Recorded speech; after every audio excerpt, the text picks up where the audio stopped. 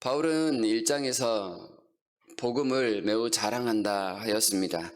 모든 믿는 자에게 구원을 주시는 하나님의 능력이라고 소개를 했고요. 이 복음은 또한 믿음으로 믿음에 이르게 한다는 말씀을 하였습니다.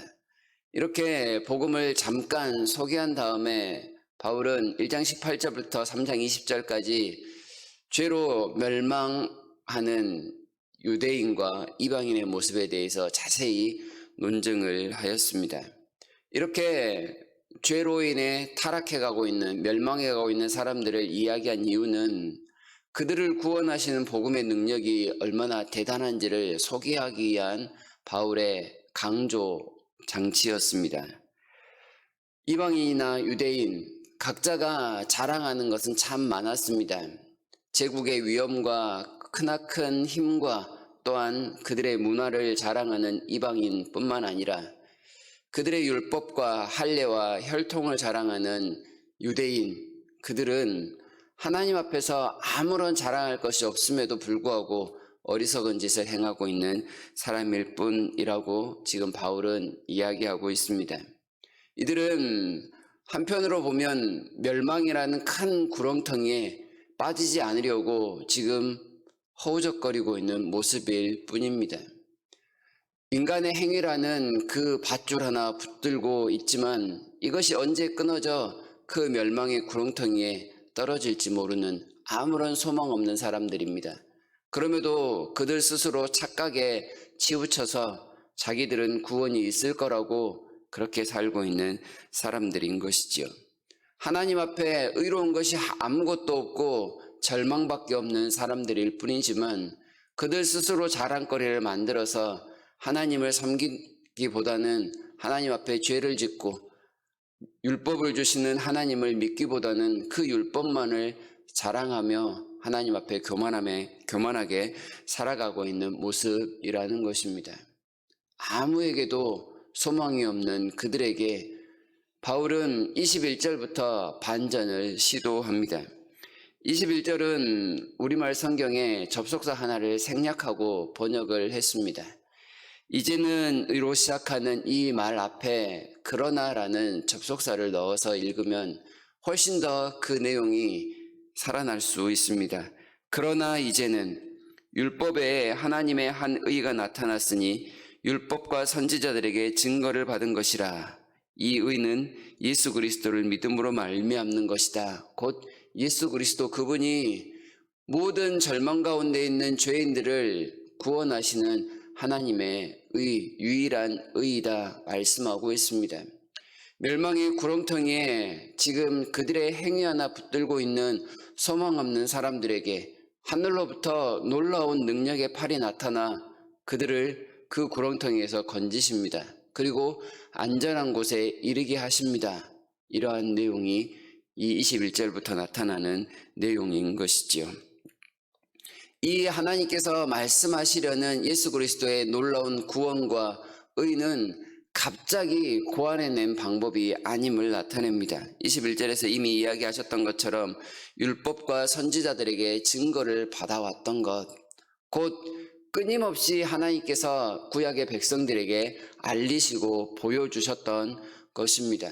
하나님을 알만한 것들을 통하여 이방인들에게 유대인의 하나님이 참 하나님, 구원의 유일하신 하나님이라는 사실을 알려주셨고, 율법을 주신 그 유대인들을 향해서 하나님을 온전히 믿을 때에만 구원이 있다라는 사실을 거듭거듭 강조하셨다라는 것입니다.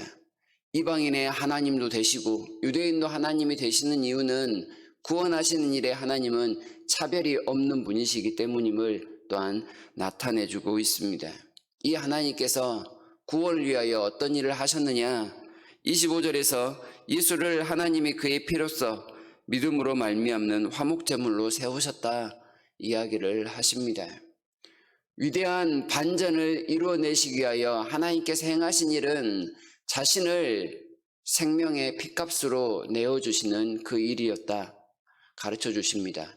화목제물로 주셨다라는 말은 자신이 멸망의 나락에 지금 허우적거리고 있는 사람들을 향하여 직접 그 구덩이로 내려가셔서 각 사람들을 안전한 곳으로 끌어올리신 다음에 자기가 대신 그 사망의 구렁텅이에 빠져 죽으셨다는 모습과 같은 내용입니다. 시편 40편 2절에 이런 말씀이 있습니다. 나를 기가 막힐 웅덩이와 수렁에서 끌어올리시고 내 발을 반석 위에 두사 내 걸음을 견고하게 하셨도다. 하나님께서 화목제물이 되시는 그 유일한 방법은 사망에 놓여있는 사람들을 끌어낼 수 있는 방법이 이것밖에 없었기 때문입니다.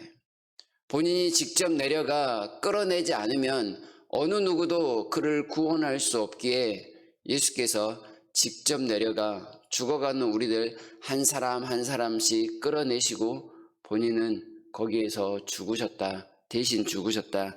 우리가 그렇게 믿고 간구하고 감사해야 될 내용인 것입니다. 따라서 죄인인 우리가 현재를 살아가고 있는 것은 이러한 주님의 은혜 때문임을 늘 기억하는 것입니다. 그래서 우리가 자랑할 것이 있다면 사도 바울이 갈라디아서에서 이야기하고 있는 것처럼 예수님의 십자가 외에는 없습니다. 이것밖에 없는 것이지요. 27절에서 그래서 묻지 않습니까? 이방인들, 유대인들 다 포함해서 자랑할 때가 도대체 어디 있겠습니까? 인간의 행위로 어찌 하나님의 구원을 얻을 수 있겠습니까? 모든 것이 다 무가치할 뿐입니다. 예수 그리스도가 율법을 파기하는 것도 아니고 또한 하나님의 그 차별을 강조하는 것도 아니고 하나님의 넉넉하신만을 나타내니 구원을 사모하는 사람들이라면 오직 예수님만, 그분만 자랑할 수 있어야 합니다. 라고 말입니다. 오늘 살아가면서 무엇을 자랑하십니까? 자신의 죄인됨을 인정하십니까? 그렇다면 오직 예수님만 자랑할 수 있어야 할 것입니다. 예수님만을 자랑하며 그 풍성함을 누릴 때 우리의 삶이 더욱더 가치로워진다는 사실을 우리가 깨달아야겠습니다. 예수님을 자랑할 때 우리의 삶은 하나님의 생명으로 살아가는, 하나님께서 생명으로 바꾸신 그 놀라운 영광스러운 삶이라는 것을 다시금 깨닫게 하십니다. 우리만을 바라보았을 때는 소망이 없습니다. 하지만 예수님을 바라보았을 때, 그러나 이제는 하나님의 놀라운 구원의 반전이 우리 가운데 나타납니다. 우리 속에 나타난 구속의 은혜를 온전히 누리면서 그 하나님의 은혜를 마음껏 찬양하는 하루를 살았으면 좋겠습니다. 어제 주일날 말씀을 들었던 것처럼 주님만이 우리의 삶이 주인 되시도록 온전히 주님께 모든 주도권을 내어드리는 삶, 그랬을 때 온전한 복음의 반전이 여전히 지속될 것입니다.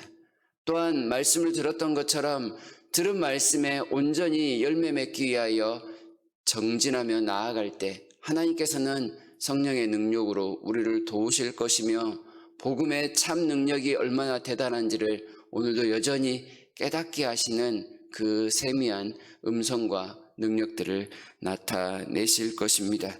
다시금 하나님 앞에 은혜를 구하면서 혹시나 우리의 자랑이 십자가에 있지 않고 다른 것에 있었다면 회개하고 돌이켜 이 반전된 구원의 은혜만을 풍성히 내려주시도록 간구하는 이 새벽이 되었으면 좋겠고, 그 복음의 은혜로 오늘 하루가 넉넉하게 살아가시는 모두가 되기를 진심으로 바랍니다.